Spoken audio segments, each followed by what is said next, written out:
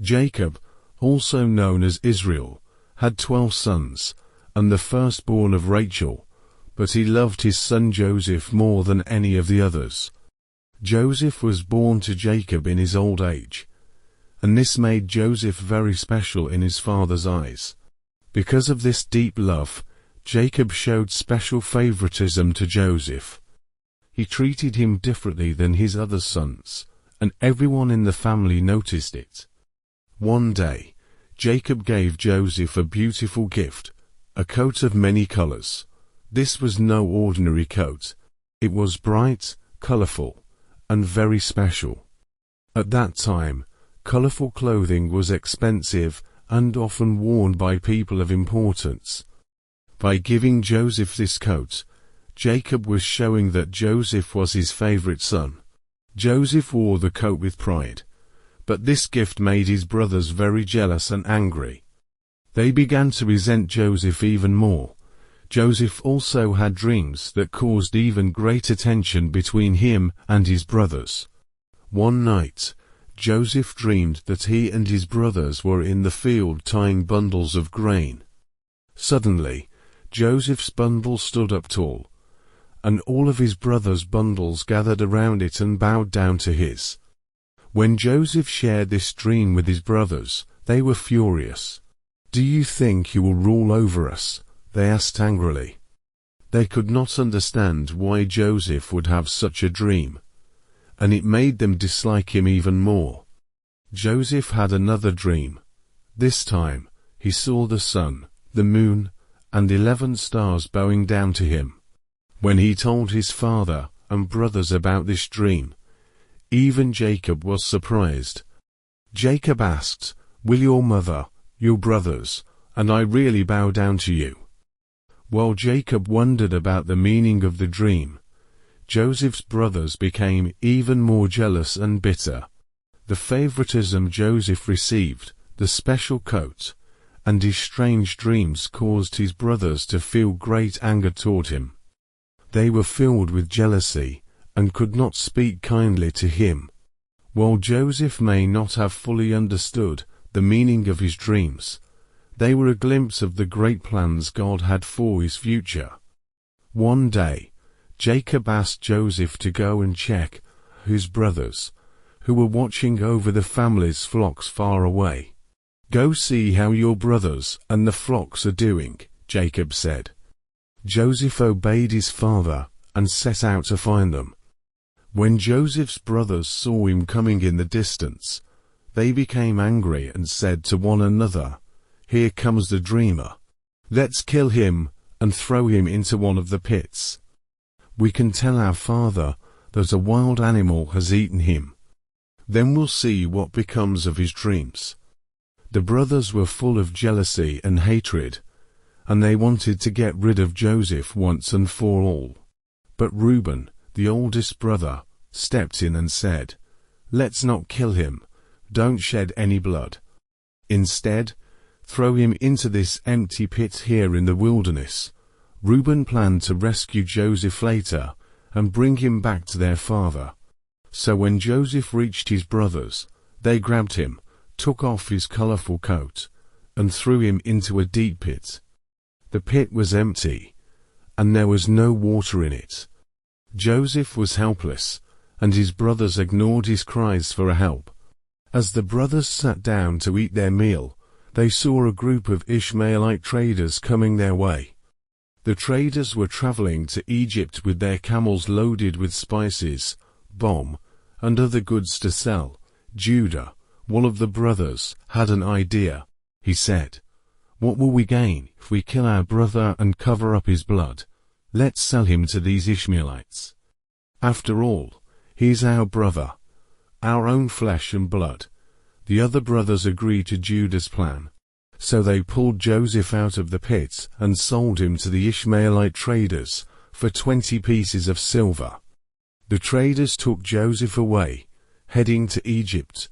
Joseph's life was about to change forever. To cover up what they had done, the brothers took Joseph's coat of many colors, dipped it in the blood of a goat, and brought it back to their father. They said to Jacob, "We found this coat. See if it belongs to your son." When Jacob saw the coat, he cried out in grief, "It is my son's coat." A wild animal must have attacked him and torn him to pieces. Jacob was heartbroken. He tore his clothes, wore sackcloth, and mourned for Joseph for a long time. No one could comfort him. Jacob believed that Joseph was dead, and he said, "I will grieve for my son until I join him in the grave." Meanwhile, Joseph was on his way to Egypt, sold as a slave, but God had a greater plan for his life. Joseph in Potiphar's house. When Joseph arrived in Egypt, the Ishmaelite traders sold him to a man named Potiphar. Potiphar was an important official in Egypt, and he worked as the captain of Pharaoh's guard. Although Joseph was now a slave in a foreign land, God was with him and blessed everything that he did. Potiphar quickly noticed that Joseph was a hard worker, and that God's favor was with him. Joseph succeeded in everything he put his hands to. Seeing this, Potiphar trusted Joseph and put him in charge of his entire household. Joseph managed Potiphar's home, his property, and all of his belongings. Because of Joseph, God blessed Potiphar's house, and everything flourished. Joseph was strong, handsome, and faithful to God, and this caught the attention of Potiphar's wife. One day, she tried to tempt Joseph into sin. She said to him, "Come and lie with me," but Joseph refused. He told her, "My master trusts me with everything in this house. He has given me charge over all that he owns. How could I do such a wicked thing and sin against God?" Day after day, Potiphar's wife continued to tempt Joseph, but he refused to listen to her. He remained faithful to God and to his master, Potiphar. One day, when Joseph was alone in the house, Potiphar's wife grabbed his cloak and said, "Come and lie with me." Joseph ran away as fast as he could, but he had to leave his cloak behind in her hands. Angry that Joseph had refused her, Potiphar's wife decided to lie about him. She called the other servants and said, "Look, Joseph tried to attack me, but I screamed, and he ran away, leaving his cloak behind." She showed the cloak as proof of her story. When Potiphar came home, his wife told him the same false story. Potiphar was furious when he heard this, and he had Joseph thrown into prison. Even though Joseph had done nothing wrong, he was now a prisoner in Egypt, but God was still with Joseph. Even in prison, God's favor would not leave him, and Joseph's story was far from over. Joseph had been thrown into prison, even though he had done nothing wrong. But God was with Joseph, and he gave him strength and wisdom.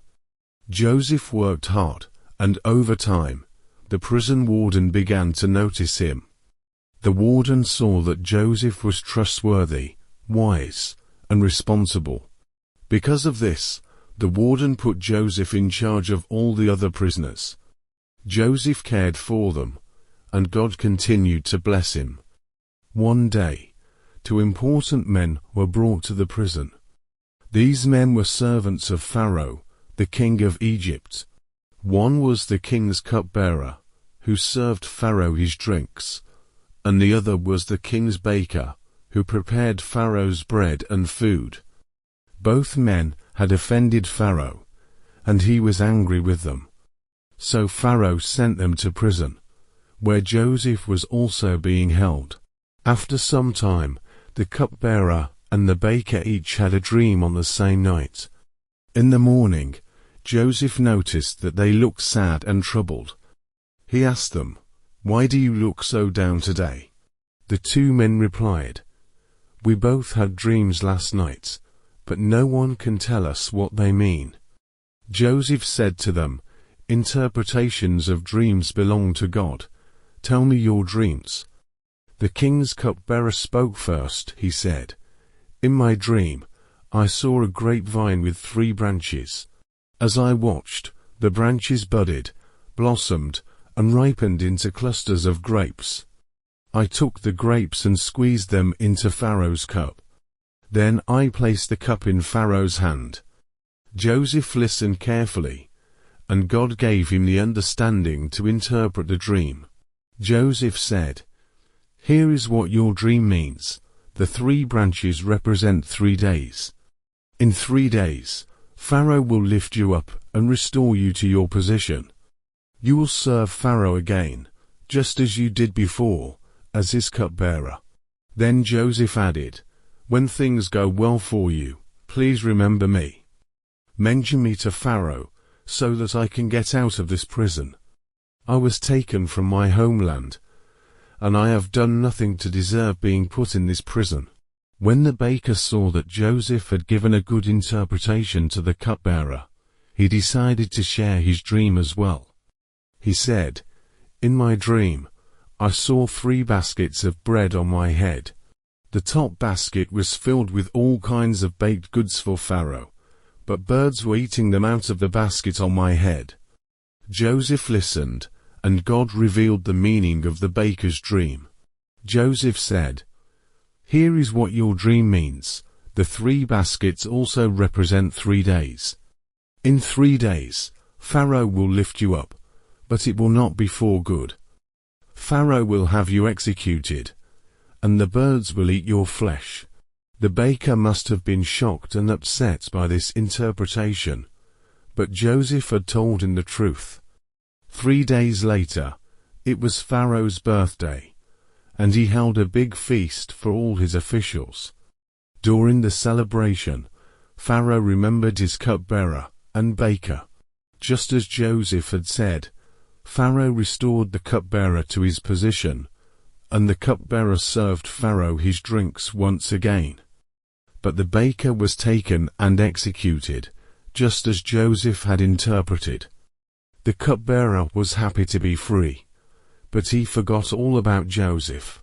He did not mention Joseph to Pharaoh, and Joseph remained in prison. Even though the cupbearer forgot about Joseph, God did not.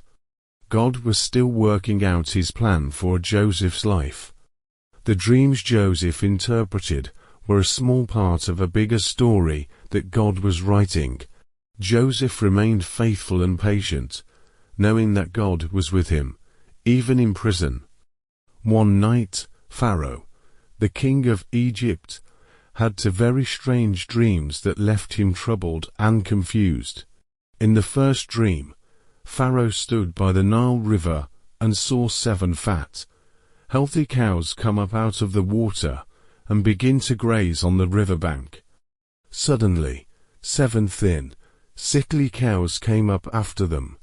These thin cows ate the fat, healthy cows, but they remained as thin and sickly as before. Pharaoh awoke but soon fell back to sleep, and he had another dream.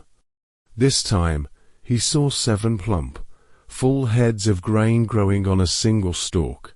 Then, 7 withered and scorched heads of grain appeared. The thin heads of grain swallowed up the plump, healthy ones. In the morning, Pharaoh was deeply troubled by the dreams.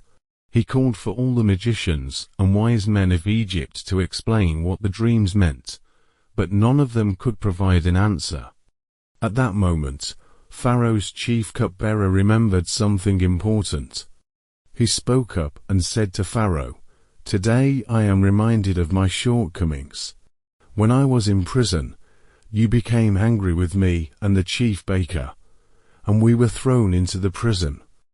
While we were there, we each had a dream. A young Hebrew man named Joseph, who was also in the prison, interpreted our dreams for us. Everything happened just as he said it would. I was restored to my position, and the baker was executed. Pharaoh immediately sent for Joseph. The servants quickly brought Joseph from the prison, and he was given clean clothes and a shave so he could appear before Pharaoh. When Joseph stood before Pharaoh, the king said, "I had a dream, and no one can interpret it. But I have heard that when you hear a dream, you can explain it. Joseph replied humbly, I cannot do it, but God will give Pharaoh the answer he desires. Pharaoh then told Joseph about both dreams, the 7 fat cows, and the 7 thin cows, and the 7 plump heads of grain, and the 7 withered ones. After hearing Pharaoh's description, God gave Joseph the meaning of the dreams. Joseph said to Pharaoh, both dreams mean the same thing. God has revealed to Pharaoh what he is about to do.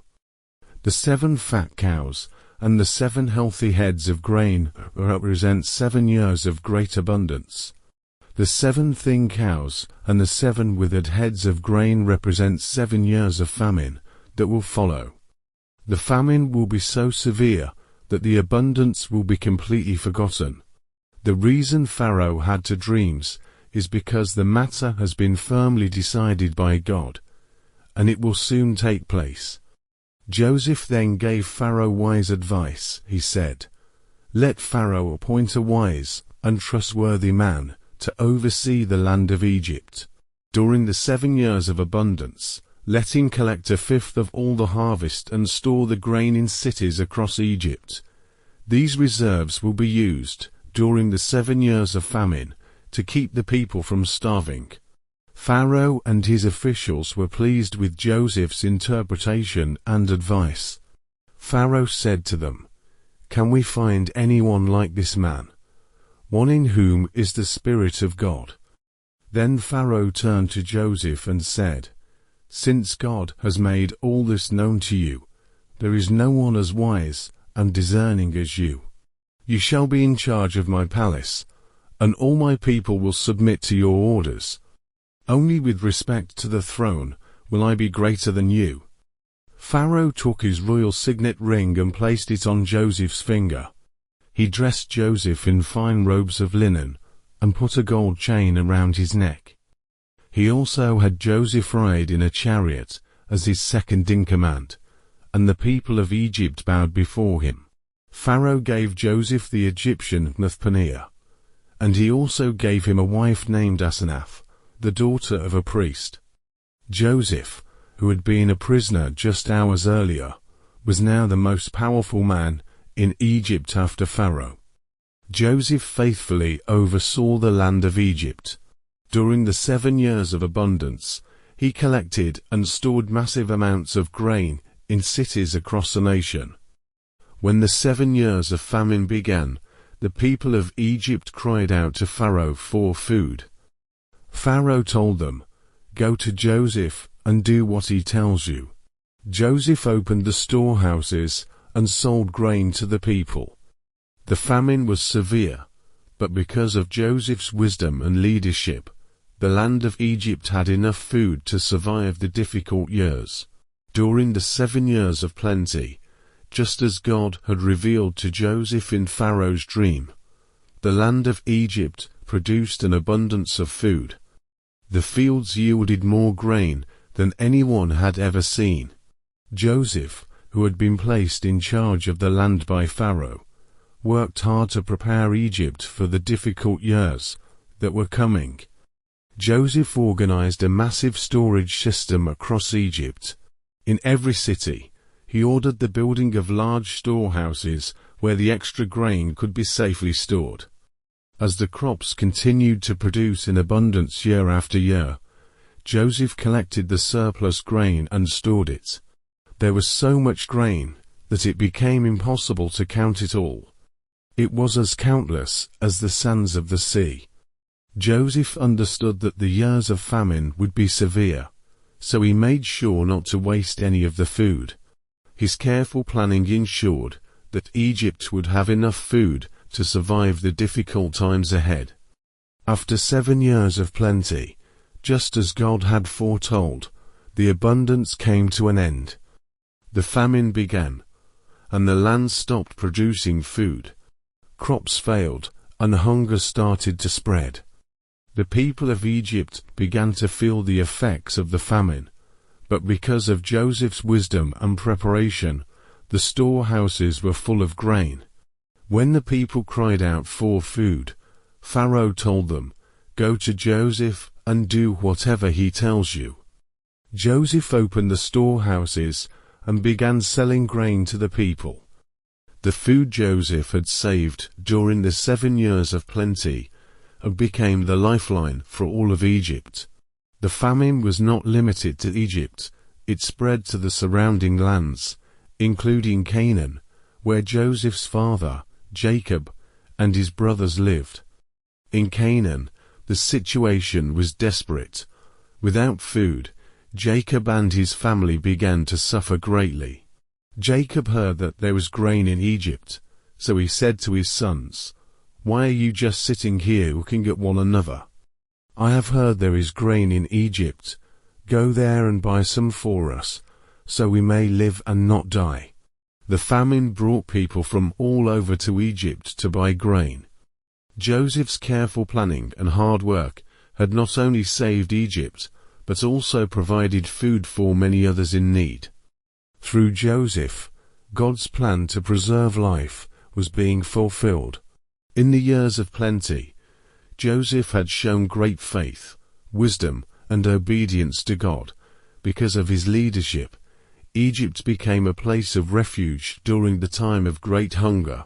Little did Joseph know, the famine would soon reunite him with his family and bring about the next part of God's amazing plan. Meanwhile, in Canaan, Joseph's father, Jacob, and his family were also affected by the famine. The land was barren, and there was no food to be found. Jacob and his sons began to feel the full weight of the famine.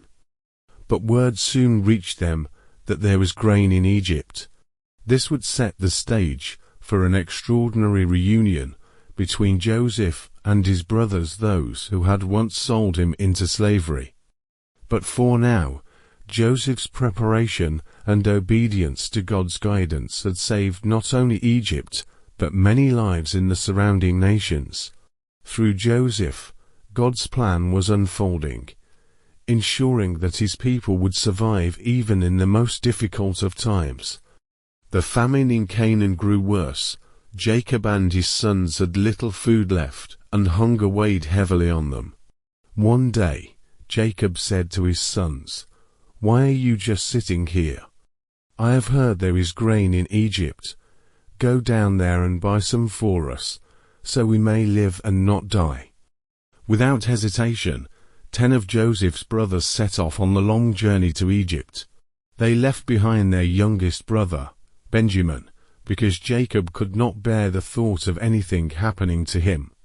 Since Joseph was gone, Benjamin was now his father's most beloved son.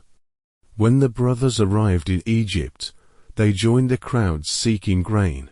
Joseph, now a powerful ruler in charge of distributing food, was the one they had to face. However, they did not recognize him. He looked like an Egyptian leader, dressed in fine clothes and speaking through an interpreter. As they stood before Joseph, they bowed down to the ground, showing respect. Joseph watched them closely, and at that moment, he remembered the dreams he had as a boy, dreams where his brothers bowed before him. Though his heart must have stirred with emotion, Joseph did not reveal who he was.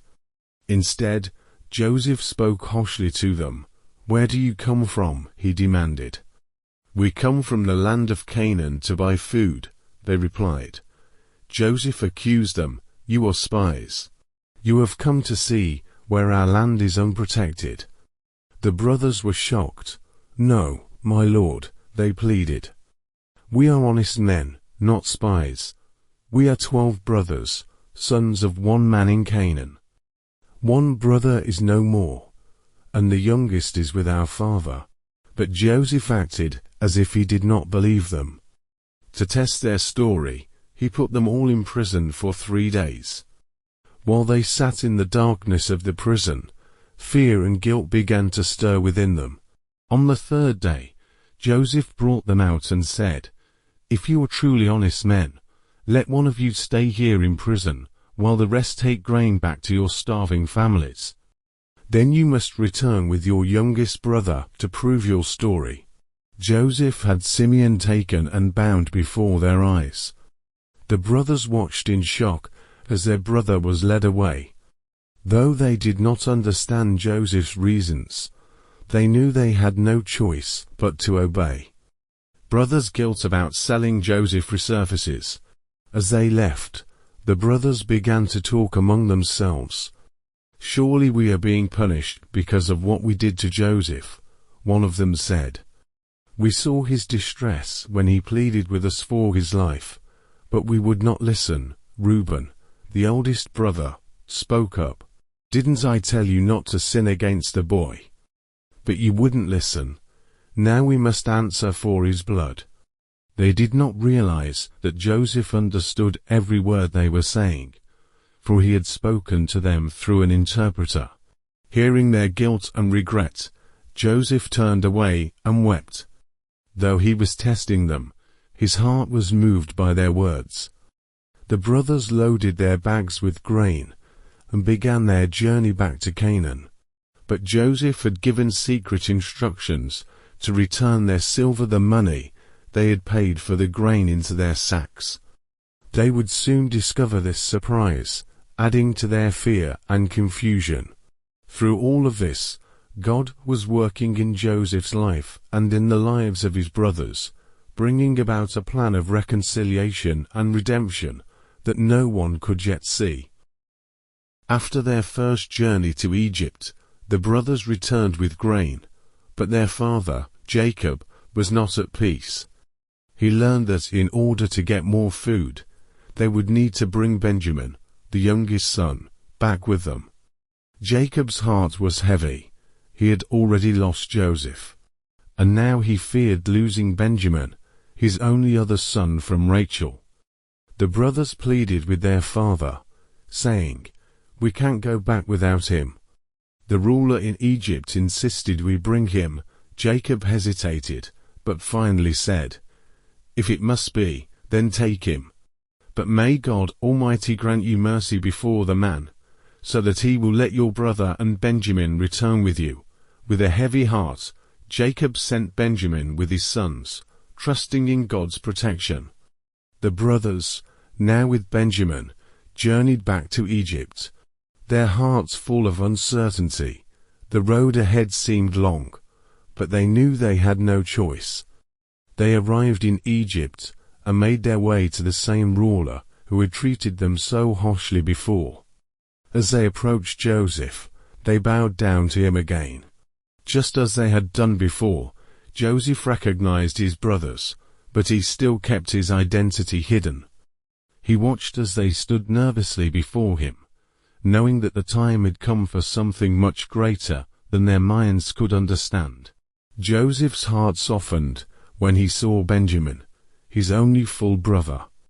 He wanted to show kindness, but he still kept his identity a secret. Joseph ordered his servants to prepare a feast for the brothers, and they were brought to his house. The brothers were stunned and nervous, unsure why they had been invited to such an honor. At the feast, Joseph sat them in the order of their ages, and they were amazed at how he seemed to know everything about them. But the most surprising moment came when Joseph gave Benjamin 5 times as much food as the others. He treated Benjamin with great favor, though he said nothing about the special attention he was giving him. The brothers were still unaware that they were sitting before their long-lost brother. As the meal ended, Joseph dismissed them, but his heart ached with the desire to reveal himself to them, yet he knew the time had not yet come. Joseph, still disguised as the powerful ruler of Egypt, had a plan to test his brothers. After their feast, he ordered his servants to secretly place a silver cup in Benjamin's sack without the brothers knowing. When the brothers set off for home, Joseph sent his steward after them with orders to search their sacks. The steward caught up with them and accused them of stealing the silver cup. The brothers were shocked and quickly denied it, saying, "We haven't stolen anything. If any of us has the cup, will die, and the rest of us will become slaves." They opened their sacks one by one. And when Benjamin's sack was opened, the cup was found. The brothers were devastated. They had no idea how the cup ended up there, and they knew they couldn't go back without Benjamin. Judah offers himself as a substitute for Benjamin, showing a changed heart. The brothers returned to the city, their hearts heavy with fear. They stood before Joseph, and Judah, the brother who had once sold Joseph into slavery, stepped forward. Judah begged Joseph, "Please, my lord, let me stay as your slave in place of the boy. Take me instead. I cannot bear to return to my father without Benjamin.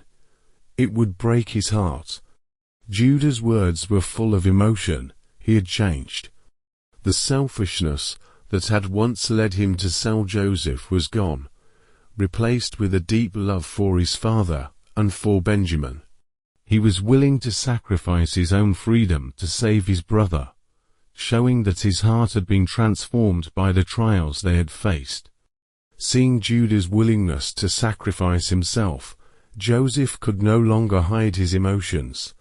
He sent all the servants out of the room and said to his brothers, "I am Joseph." The brothers froze in shock. They couldn't believe it.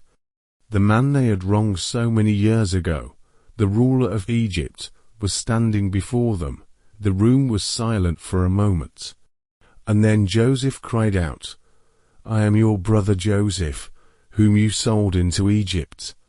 The brothers were filled with fear and confusion. They didn't know what to do or say. They had expected punishment, not forgiveness. But Joseph, seeing their fear, reassured them, "Do not be afraid. I am not angry with you. It was not you who sent me here, but God. He sent me ahead of you to save lives during this famine. You meant evil against me, but God meant it for good."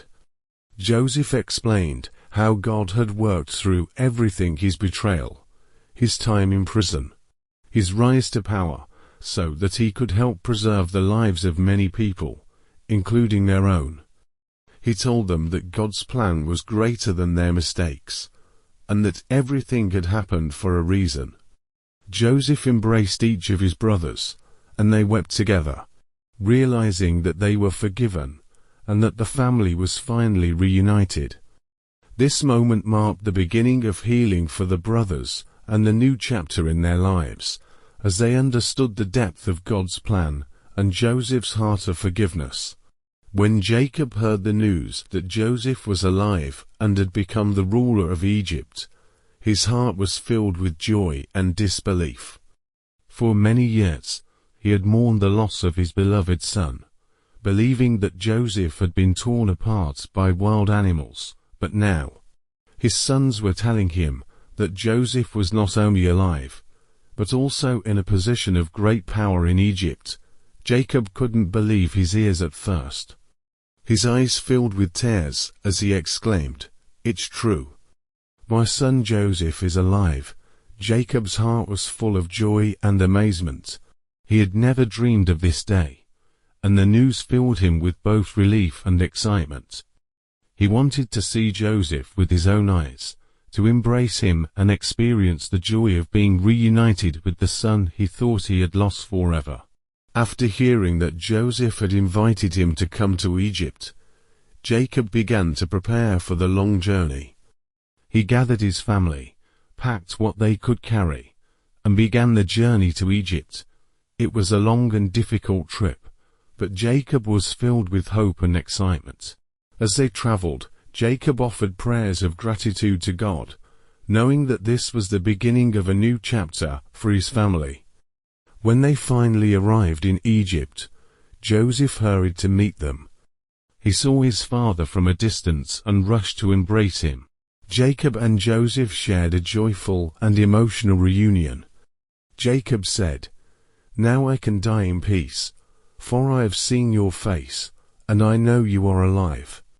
Joseph made arrangements for his family to settle in the land of Goshen, a fertile region in Egypt. where they could live and thrive.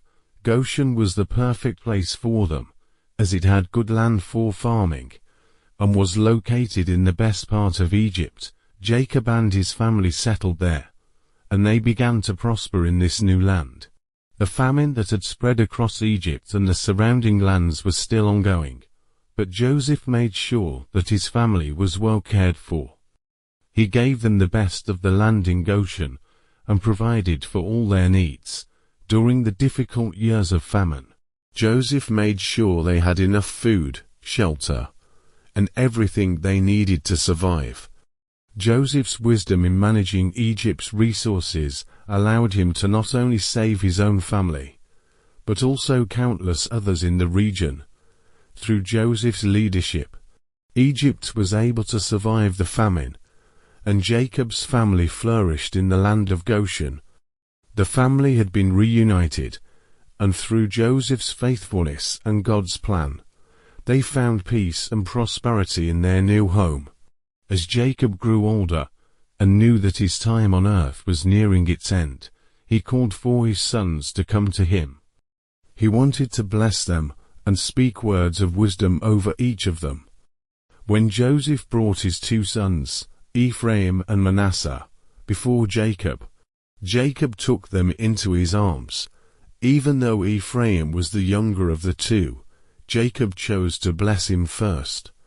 Jacob told Joseph, "Your two sons, who were born to you in Egypt, are now mine, just as Reuben and Simeon are mine."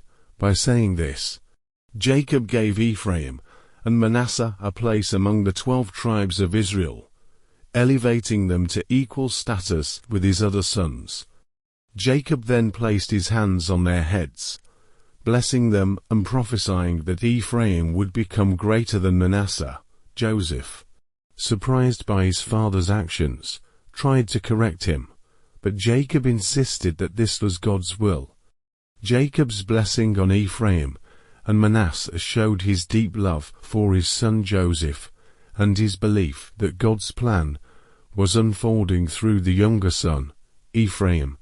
Jacob's actions were a reminder that God often works in unexpected ways, raising up the younger to greatness.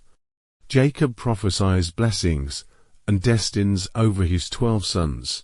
After blessing Ephraim and Manasseh, Jacob turned to each of his 12 sons, giving them a prophetic blessing and speaking words that would shape their futures.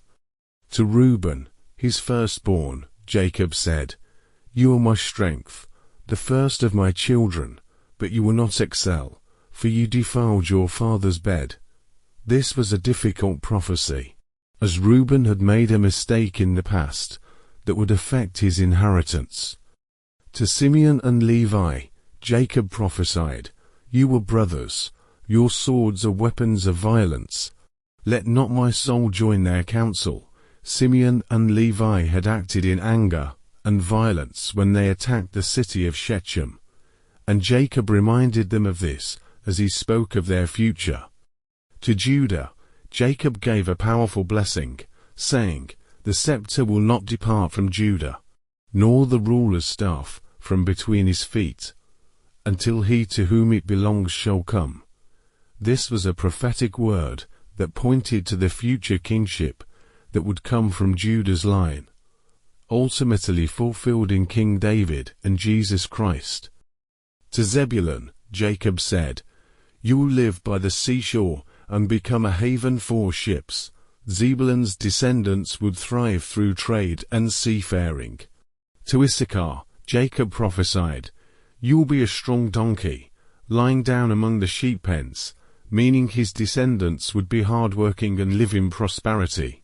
To Dan, Jacob said, "Dan will provide justice for his people."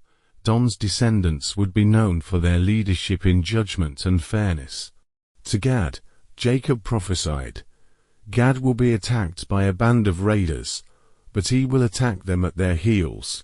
Gad's descendants would face challenges, but they would also be strong warriors. To Asher, Jacob said, "Asher's food will be rich. He will provide delicacies fit for a king." Asher's descendants would enjoy abundance and prosperity. To Naphtali, Jacob said, "Naphtali is a doe set free that bears beautiful forms." Naphtali's descendants would be graceful and known for their freedom. To Joseph, Jacob gave a special blessing, saying, "Joseph is a fruitful vine near a spring, whose branches climb over a wall." Jacob spoke of Joseph's strength, resilience, and the blessings that would come to his descendants. Finally, to Benjamin, Jacob said, "Benjamin is a ravenous wolf. In the morning he devours the prey. In the evening he divides the plunder." Benjamin's descendants would be strong and fierce in battle, known for their courage. With these blessings, Jacob spoke over his sons the futures that God had planned for them. Each son would have his own path in life, and the tribes of Israel would each have their own unique role in God's greater plan. Jacob's words were filled with love, wisdom, and prophetic insight into the destiny of his family. As Jacob's life neared its end, he knew it was time to prepare for his final journey. He called for his son Joseph and made a special request. With his heart full of faith, Jacob asked, "Swear to me that you will bury me in the tomb in the land of Canaan, the tomb where my ancestors are buried, not in Egypt." Joseph, moved by his father's request, promised to fulfill it. Jacob wanted to be laid to rest in the land of his forefathers, a place that held deep significance for him. It was in Canaan that Abraham, Isaac, and Sarah were buried, and Jacob longed to be with them in death, as he had been in life part of the promises God made to his family. After making this promise, Joseph swore to carry out his father's wishes. Jacob, comforted by his son's commitment, peacefully rested, knowing that his request would be honored. Soon after, Jacob passed away. His death was a moment of great sorrow for his family, but also a time of reflection on the blessings and struggles of his life. His sons mourned for him deeply, and Egypt joined in the mourning, showing respect for the patriarch of Israel. Joseph immediately began making preparations for his father's burial, gathering the necessary people and resources.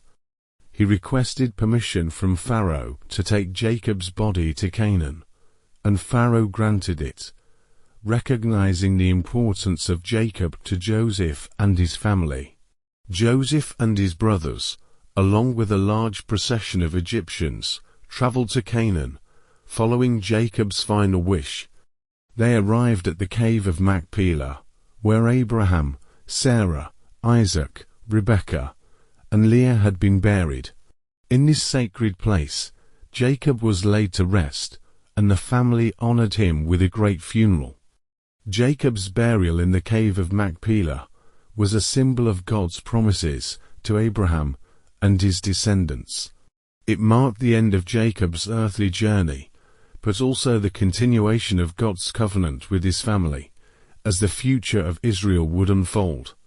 After the funeral, Joseph and his brothers returned to Egypt. Although the family had laid Jacob to rest, there was still a lingering fear in the hearts of Joseph's brothers. They wondered if, now that their father was gone, Joseph would take revenge on them for the wrong they had done to him years earlier. They approached Joseph and, with humble hearts, said, "Please forgive us for the wrong we did to you. We are sorry for the hurt we caused." They feared that Joseph's kindness had only been because of their father's presence, but Joseph reassured them once again. He said, "Do not be afraid. Am I in the place of God? You intended to harm me, but God meant it for good, to accomplish what is now being done, the saving of many lives." Joseph reminded them of God's providence, and how everything had unfolded according to God's plan. Joseph's words brought peace to his brothers' hearts.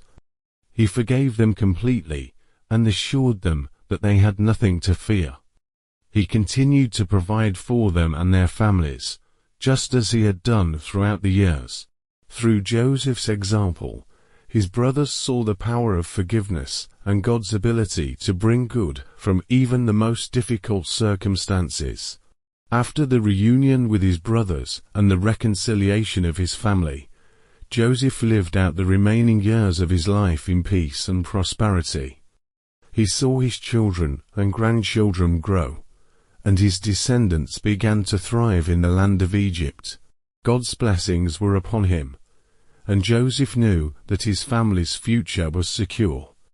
He took great joy in watching his brothers' children, especially seeing how his own sons, Ephraim and Manasseh, grew into strong and wise men. Joseph often shared stories with his family about the faithfulness of God, telling them about the difficult times he had faced and how God had been with him through it all.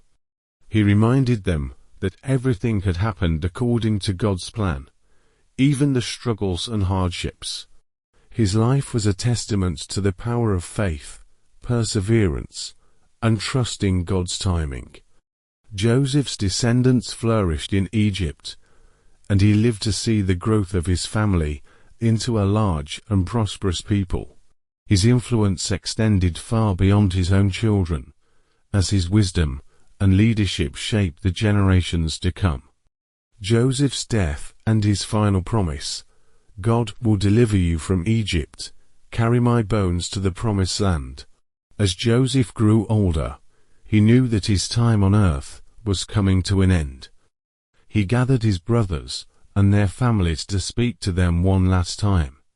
Joseph wanted to leave them with a final promise, a reminder of God's faithfulness. He said, "I am about to die, but God will surely come to your aid and take you to the land he promised to Abraham, Isaac, and Jacob. When he does, carry my bones with you to the promised land." Joseph's words were filled with hope and faith in God's plan. Even though he had lived his entire life in Egypt, his heart was still set on the land God had promised to his ancestors. He wanted his bones to be taken to that land as a symbol of his trust in God's promise of deliverance and the eventual return to the land of Canaan. Joseph's final request was not just a personal wish, but a powerful statement of his belief in God's continued work in the lives of his people. He knew that even though they were living in Egypt at the time, God would one day bring them to the land he had promised. Joseph's life as a testimony of God's faithfulness, forgiveness, and providence. Joseph's life story was a powerful example of God's faithfulness, forgiveness, and providence. From his early days as his father's favored son, to his betrayal by his brothers and life as a slave in Egypt, Joseph experienced many trials. Yet, through it all, he never lost his faith in God. He forgave his brothers for the wrong they had done to him, showing a heart of grace and mercy that reflected God's forgiveness toward all. Joseph's ability to forgive, even when he had every reason to seek revenge, was a living testimony of God's love and forgiveness. Joseph's story also showed how God's providence works in mysterious ways. Every event in his life, from his time in prison to his rise to power as a ruler in Egypt, was part of God's greater plan to save not only Egypt, but also his own family during the famine. God had placed Joseph in Egypt for a reason, and through Joseph, God saved countless lives. In the end, Joseph's life was a reminder that God is always faithful to his promises. His trust in God's timing, even when circumstances seemed uncertain, is a lesson that continues to inspire people today. Joseph's legacy lives on, not just in the history of his family, but as a shining example of God's faithfulness, forgiveness, and providence in every circumstance. May your spiritual journey be filled with God's grace and peace. Don't forget to like, subscribe, and share this video to inspire others on their walk with the Lord.